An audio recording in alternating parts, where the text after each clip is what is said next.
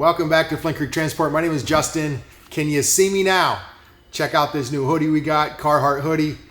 Along with the purchase of this hoodie, you get a calendar, as well as every single t-shirt that we got, hat, we got zip-up hoodies, we got lace-up hoodies, we have vests, jackets, t-shirts. Every order you get gets a free calendar.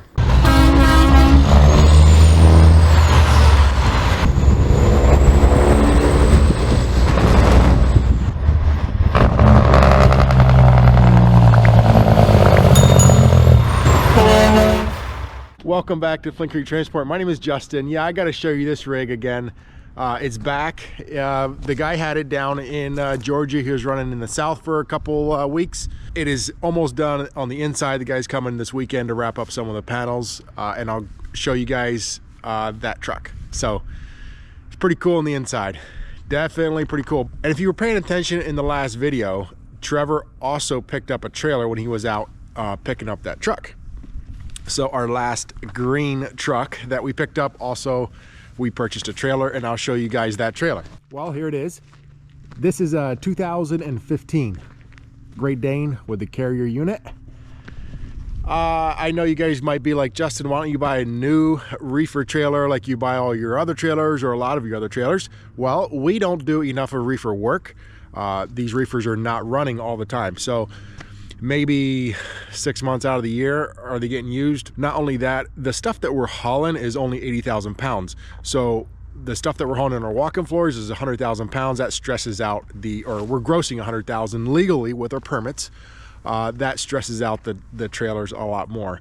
So hauling 80,000 pound loads, you know, a good used reefer trailer, which they have been very hard to come by, and I've been looking for quite a while, but I found one, and it was kind of crazy because I was sending Trevor out for the truck, and I had already bought the ticket and everything. The day before he was scheduled to fly out, this same company posted this reefer trailer, and I've been looking in that 2014, 2018 range, and it'd like to be about 10,000 hours, nothing much more than that. A lot of prices were just pretty crazy. Well, they put this one out there, and the price was actually decent for what it was. And I'm like, you know what?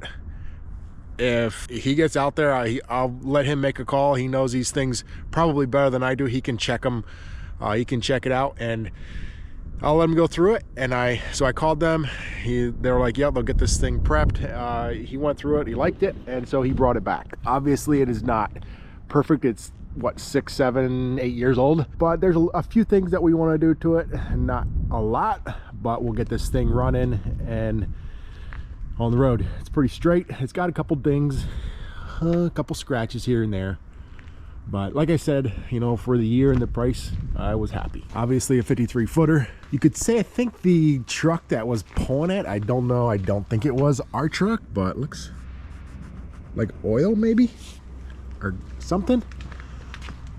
I don't know, but maybe it just needs a better wash job. Yeah, point out too, so right in here is a little ding. Something got scraped. There's a bad boo-boo. A couple more marks up there. Actually, I think that's from the lettering. I think some of that can come off. But this trailer, stainless steel corner posts. That's, you see that not that often, but it's, you know, some of the trailers I was looking at, it was like, you know, no stainless corner post, and the back end, no stainless quilted doors, which is what this is. So that was one little bright spot on these trailers. Not that I'm going for chrome and stainless. It's a 2015 trailer. But at the end of the day, I think of like the guy that bought this trailer new, hopefully buying it to take care of it. Otherwise, he probably wouldn't have ordered stainless quilted doors or stainless corner posts. This is actually the first time I'm getting a look at this thing. Well, I did a quick walk around when it got back, but otherwise, this is the first time going in the door. I gotta take a quick peek at this one again. That is so cool. All right, let's check it out. So these things can crack here in the back. You can start pushing up, but this thing looks pretty solid. Nice handle for getting in and out. Doors are straight. Now, this is not the deep freeze. Wonder if those things there were for those wind, whatever those things are. for less drag. So another thing is in the back here on these trailers, one of the things you got to kind of look for is this stuff right in here. These drivers will run it and they'll slam the back. They'll slam those pins and these things will be all crunched up in there. Well, those look pretty good. Oh, this got an air system, so keeps your tires charged all the time. Not bad. It's a lot better than what we have. The reefers we're running now are 2004s, 5s, I think. They definitely had it, so this is a nice addition to the fleet. This one, yeah, 2015. This one has, I want to say 9,700 hours. So when we bought out Terry Bodine, that is when we started pulling reefers, and it was more so, we're not hauling ice cream or like frozen stuff. This is usually like vegetables or like something like that. So it's nothing, it's more so just keeping stuff from freezing. So yeah, this reefer is about 10,000 hours, just under 10,000 hours. I will also take you guys in the shop and show you what all's in there. In the last video too, somebody had said something about a doll in this truck. I need to check it out. Sorry guys, I'm fighting a little bit of a cold. Oh, they got the door strap shut. And I'm like, anyway, I wanted to see this doll. I didn't even see it. Well, you guys will have to wait. I'm gonna get that thing in the shop and we're gonna pull that bunk off. And I'll go through that bunk. I'm gonna go through the bunk, pick everything out, and see what all is in there. Maybe we'll find a surprise. I also want to show you guys what's going on in the shop. Kind of why that truck hasn't been in the shop yet is because we have been busy.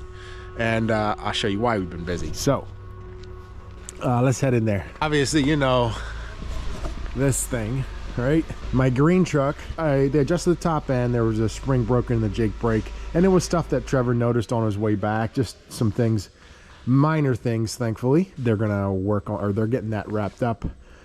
This truck and this truck, right? This one I know I bought a little while ago. My priority was getting this trailer out the door and done. That trailer is done now. Well, they're just little stuff, but it can run. This rig is going to require, we're swapping out the transmission, and they did a bunch of this little stuff to it, like brakes, wheel seals, you know, all that stuff. There's still some bigger projects. We were waiting on a tank, and the tank has come. It's sitting right over there. So the tank is a split tank so that we can run a wet line. So it's going to take a couple weeks till we get a tank for this one as well. But what we might do is set this one up to run, like right now we're running more reefer and van loads, so he could run reefer and van loads with this rig because it does not have a wet line while we work on this truck. So this one will have a wet line first. They're probably going to start on that shortly. We've also been, you know, we wanted to get on this truck quicker, but the trailer beside it, we are replacing the floor. Here's the floor yet. I'll show you what they've been doing to that, but let's continue on with these two trucks here. So just a couple of things. They're putting fenders on. They just kind of go through from front to back and just check over every little thing, making sure everything's working. I also have to make this truck a plug-in, right? Every green truck has to have a plug, right? So let's see if Timmy made this one a plug-in yet. Timmy, when are you making this truck a real green truck? A real, it's got to be a plug-in. It's got to be a plug-in. You putting a block heater? Is there a block heater? Actually, here. Right here. There's a block heater itself. You can see it. There it is. So I didn't see the plug on the other side. Oh, up underneath?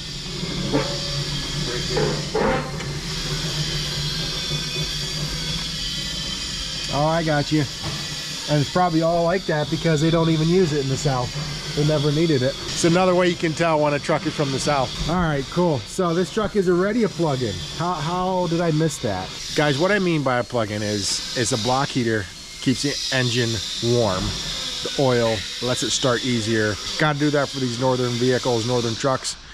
Once it gets really cold out, oil gets stiff, and these trucks don't want to start. And especially Cummins don't want to start either. So Cummins can be a nightmare in the winter.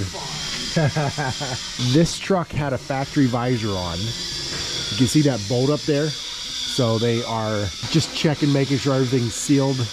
He did run through some rain in the back and nothing leaked in, so hopefully it's good. Of course, when I come in to film, they start grinding. I'll show you what all they've been doing to this, but I'll come back out in a little bit. They're lifting trucks.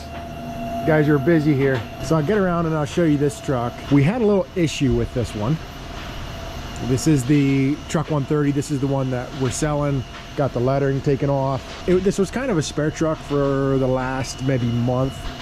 A couple different guys running it, but anyway, we had a little issue with the drive shaft and had a little bit of play in there. Right in the slip in here is where there was play, and I don't know if we can take that off, but anyway, this drive shaft was back ordered for quite a while.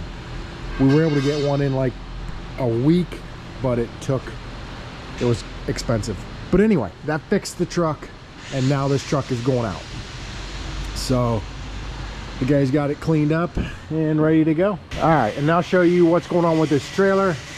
The guys are still working, grinding. So they're putting in, right now, they're running the hydraulic line from the front to the back. And it actually sits in, I was thinking it sits in one of these trays. I want to say in this one, maybe one of these anyway, it sits in, and then, or else, you know what? It might actually run beside. Nope, I think it sits in the tray actually. And then it drops down in right here and goes underneath the trailer. They got this subfloor all welded, all put back in. That's the cool thing with aluminum. Grind off the old, put in the new. You can see they touched up this plate. And again, this is an older trailer, so to have just this work done to it is really not bad. Once we get this thing put back together, it's going to be good to go for a long time. The lines actually might punch through down here, because right here I see, wonder if the line doesn't run in there. So that's the hydraulic lines that come back, and then that's what drives this floor unit. And these are some of the old ones. This is what your floor attaches to. So this is the old one, and you can see the new one. You guys did a fantastic job welding. Look at those welds. Professionals. I think they're also replacing some of these wear strips right here, the plastic that these things slide on. Replacing a bunch of stuff here in the back. Those guides, they fasten right here. And then the floor slides back in. Once they get some of that stuff done, floor slides back in. I'll keep you guys updated, but then holes get punched down in, drilled in there. Here's a bunch of the scrap. That salt does crazy things. And I'll show you, Tyler, my son, is putting a lot of this truck together. Got the tanks back. We use like a spray and bed liner material to put on the tanks, and these tanks too we split as well. So this was already split, but we'll often split the tanks. Speaking of, like, yeah, those two gliders, we had to order tanks for those. Those we're gonna leave polished. So this sleeper needs a little bit of work. The cross members, braces here, we're gonna replace, and then it goes back on the truck. So we still got a little bit of work to do to this one yet, but they're getting there. They got air in the system, and it's coming. Yeah, we had a lot going on. So we had actually another Titan in here as well that we're waiting on some brackets. So we got this Titan is soon ready to go out the door. We got this tank is done. It's just here for a fitting or something, and now we're start working on some of these other projects. So that green one will get out pretty quick. The black one is going to come in. We're going to put it up on stands, and they're going to get that tranny out, get that swapped.